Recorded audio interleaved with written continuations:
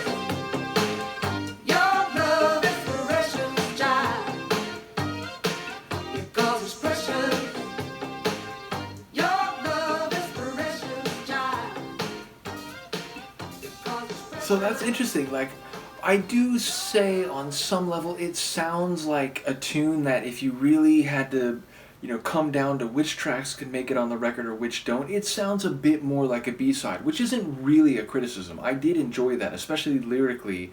I will say the funky melody of it, it didn't hit quite perfectly, but I still enjoyed it, and I enjoyed the dark funk sound to it. Again, the bass line just had this wicked character to it.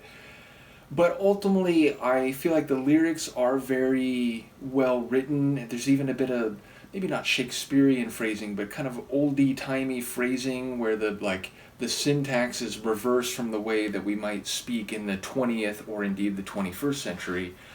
But yeah, I feel like the word child I'm inclined to take more literally. I feel like it sounds mostly like a parent or an elder speaking to a young person, trying to impart an important life lesson. Now, obviously, child, it's the kind of term of endearment that you might say to a significant other, to a lover, but I feel like my reading of the lyrics is more like, this is Annie talking to her child, or a parent speaking to a young person, to try to indicate that, look, there's things out in the world like precious metals and gemstones, diamonds, all the tea in China, which is funny. I feel like there's multiple songs or, lines in movies or so on that speak to value, that like, oh, I wouldn't give this up for all the tea in China, and we do have that type of line here. But yeah, she seems to be saying that, despite all the material wealth and the opulence and the glitter of gold and silver and the shine of diamonds and the sheer monetary value of something like all the tea in China, none of that measures up to the love that you have and that you can experience, that you're capable of. And so try to forget material affluence for a day and remember that the most important thing is your emotion, your love, and to have that correct framing as you grow old or as it comes to giving your love to someone. Remember how valuable it is. Don't give it away cheaply. Hold on to it because it is the most precious thing, more than any jewelry, any shiny artifact, or any talisman you might find out in the world in a literal sense. So again, as I'm hearing the lyrics on a first listen, it sounds like someone indicating either to their own child or just to a younger generation that, don't be distracted by the allure and by maybe on some level the importance of material wealth, or at least some measure of material value, which, will help you get by in a more literal sense.